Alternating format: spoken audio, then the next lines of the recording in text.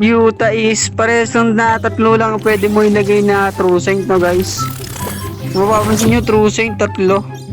Paldo ka na talaga dito. Inyo mga gamers, ako nga pala si Kerr at andito na naman tayo sa Anime Expedition.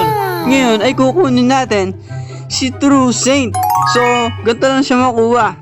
Ating gagawin ay pindutin ang event at pindutin ang release calendar. Dito makukuha mo na kapag naglagin ka ng 3 araw. So, ito na, True Saint, sana shiny siya. So, yun nga no guys, nakuha na natin si True Saint. So, kailangan na natin gamitin siya. So, nasaan nga ba si True Saint? So, ito siya. Siya ay isang exclusive unit. So, libre lang siya guys, no? Kaya, makukuha nyo siya. Basta maglaro lang kayo na maglaro nito. Ito nga tayo sa story mode. So, gagawin na natin yung hard mode na game. So, ito yun, no guys. Kung mapapansin nyo, may hard mode sila. So, sisimulan natin to. So, guys, so, nandito tayo sa hard mode ng school ground. So, start na natin to. First muna natin yung farm para madali tayo magpapera. Farm unit. Yan. Si Alchemist yan guys. Madali na siya makuha. Isa lang siyang epic.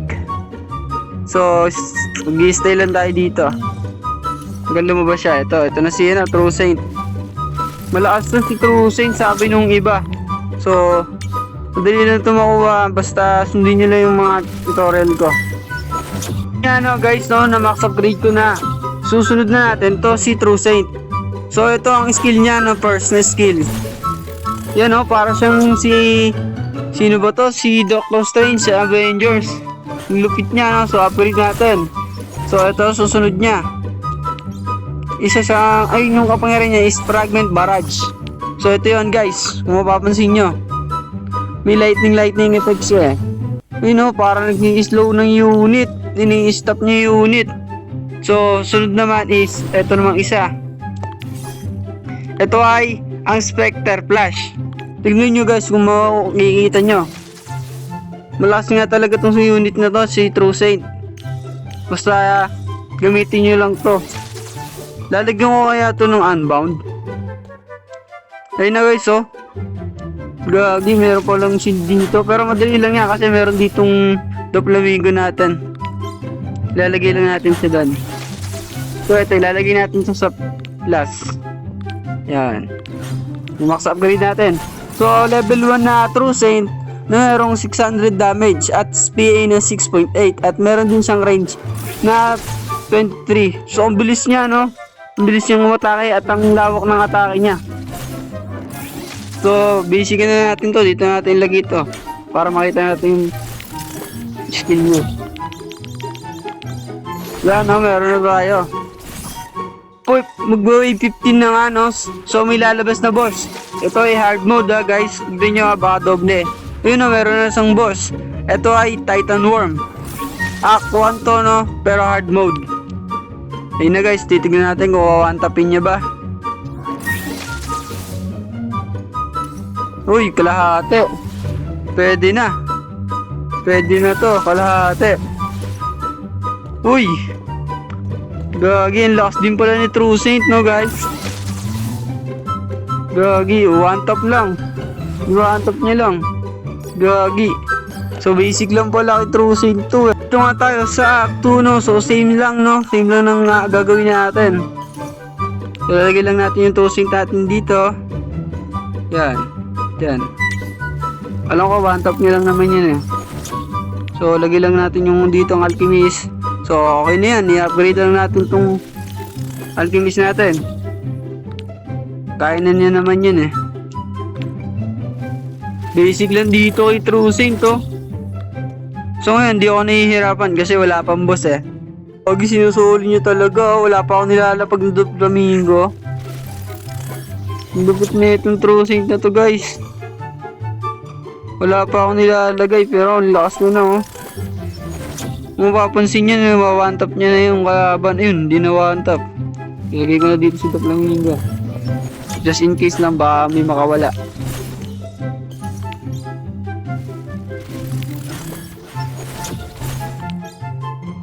So, ayan guys. So, makikita nyo guys Nakakarang nyo talaga. Halos walang nakakarating kay Doflamingo. So, upgrade lang natin to si Alchemist. So, max upgrade din si Alchemist. So, same lang din yung ginawa ko kanina, no? Ito guys, naglagay ako ng Yuta para may experience yung Yuta natin. At nalagay ko sa last si Crusade para just in case na atakihin yung nasa unahan. Kasi makati naman siya, level 4 na siya agad. Tulad ni Yuta is pares lang na tatlo lang pwede mo ilagay na True Saint, no guys.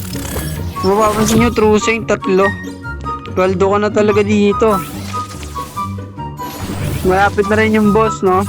So, may 15 na nga, no, guys, no? Wala na nakakawala dito sa tatlong, natin, True Saint.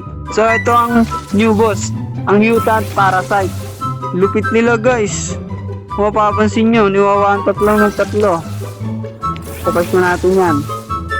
Hindi na nakapunta kay Doflamingo. Ang lakas din ni True Saint, no? One tap lang. So, Act 3 na tayo, guys. Daming gems, dami natin makukuha. Ito na nga guys, naka-wave na tayo. So last na yung boss na ito. So niligay ko lang dito itong si Yuta at si Doflamingo sa uli. So ito nga pala yung di ko napakita kasi level 23 na si Doflamingo na naka-unbound. So meron siyang damage na 8k. Wala pa yung SSS na trait. Ayan guys, ito ang Act 5 na to is last natin dito sa school ground. So makikita nyo, wave 40 na tayo. So mag-wave 50 na tayo. Malapit na yung boss. So basic lang, no? Ito lang yung natin, unit. Yuta, Alchemist at Doflamingo na naka-unbound. At itong Draconic na to, yung Yuta. So wala pang trade si True Saint, no? So ito na yung bagong boss, si Centipede Curse. Sino kaya to? Si Jujutsu daw to guys eh. Di ko makikita, nakaharang. Saan yun? Nasaan yun? Di ko makikita guys. Centipede. Ay, ito. Mahaba siya. Paano nga, Centipede nga naman. Ang top lang, lupit talaga ng unit natin guys. So yun, nawin na natin yung isang story. So, Act 3. Act 3 pala yung, kala ko Act 5. Sorry guys. Act 4 pala, no guys. So, wave 15 na tayo guys. Sino kayang sunod na boss? Eto na siya guys. Si Rope Weaver. So, sino to? Si Jujutsu. Ito yung yung kapangyarihan na dugo. Yung kapatid ni Choso. Kapatid din ni to eh. Ni Batan, sino ba si Yuko na yun? Ayun, si Yuji. Yan guys, kung mapapansin nyo, lakas na ng unit natin. Inamanihin nyo na lang tong hard mode. So itong natin, Doflamingo, wala pang upgrade yan. So ito na guys, kung mapapansin nyo. Ito yung boss, merong 3.1 na K na health. Gagi, nahihirapan yata dito kasi max upgrade. Max sa hard mode na to eh. Naka-core na tayo guys. So one tap lang ng Doflamingo natin nga pag napunta doon. Yun na guys, so one tap lang. So last na yung sunod. Ito yung winner, si Gueto ay kumagi one tap lang.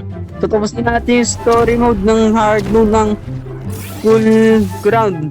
So yun lang, no. So next naman tayo sa isang story naman tayo, Flower Forest Act 1 hard mode. So untapin lang natin to guys. So start na natin.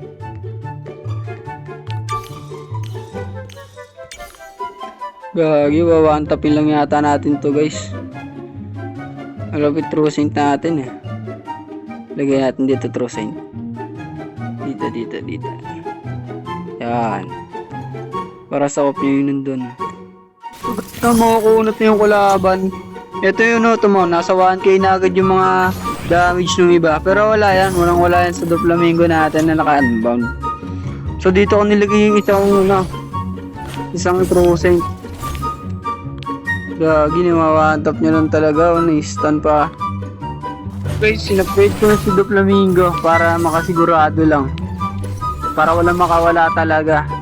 So, wave 11 na rin to, no? Tira mo yung mga, kukunot na guys, so nasa 600 na. Kanina 100 lang, ngayon 600 na. Ito yung mga ano nila, ito makakatito guys oh. Yung mga epek-epek pang nasa taas. Ano kaya yun? Regeneration? O nagdadagdag? Itong Oni Elite oh guys. Napapansin nyo? 2.5 yung buhay parang boss. Lakas na pala dito. Nakakapanibago ah. Dito nahihirapan ako ng ito. Kasi minsan nilalagay ko lang si Doflamingo sa dulo. Ngayon meron akong Yuta. Pala yung boss no? Yung centipede na naman. Kanina pa to ah. Ito meron na buhay na 6.5k na buhay. Parang na-stun yung ano, ini-stun yung mga unit natin guys. Gaging delikado to, baka ma-stun yung Doflamingo. Pero wala yan, kalahati na buhay eh. Kulang ilang tayo ng trusing dito. Wala na pala, di na pala kailangan guys eh oh. Basic lang. So, tapos na yung Aquan na hard mode. Guys, grabe, nangingistan yung ano. Na-stun yung Yuta natin kanina lang. Nangingistan na dito. Grabe, nakakatakot to ah. Ayun guys, so tignan nyo guys. Nangingistan yan mamaya. Tignan nyo lang yung Yuta natin. I-stanin nyo lang yan. Meron siyang 2 second na stun. Ayun oh, yung Oni yata yung gumagawa nun. So lagi lang ako dito ng Doflamingo. Delikado tong game na to ha. Ay yung story na to ha. Yan, lagi lang ako ng Doflamingo. Para walang makakawala. Ulit na to, nagsasamon. Parang nagkaagibon siya guys. Tunugin ko na nga pala si Doflamingo dito na para mabilis natin matapos tong arc na hard mode. So 50 na guys no, wala nakakalis sa unit natin. Sino to? Si Butterfly. Uy gagi nawala. Nilupit ah. Masat na tapos na yung act 2 guys. Yung act 4 no, act 4 malapit na mag act 4 boss no. So 14 wave na, ito na 15 wave na. Titignan natin kung one tapon lang yung unit natin. Si Yellow Petal. One tap lang ah. One tapin ah. Nitik na guys. Mantik na ma-one tap.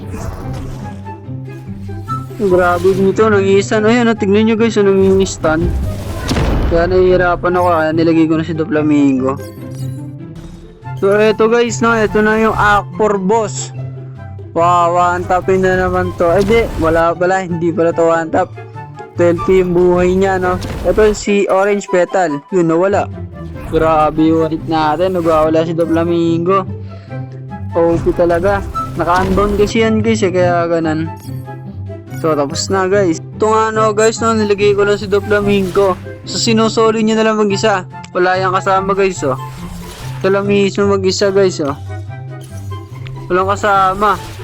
3 alchemist lang at isang Doflamingo na naka-unbound lang yung nilagay ko. So ito is last act na ng Flower Forest no, hard mode. Hard mode to guys no. Ito na yung boss guys. Titignan natin kung sino talaga tong boss na to. Ito ang Purple Flower. Oh gagi, ano to?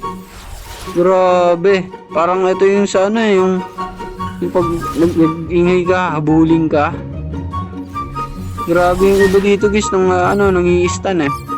So yun guys no, natapos na natin yung hard mode na ito. So balik na tayo guys.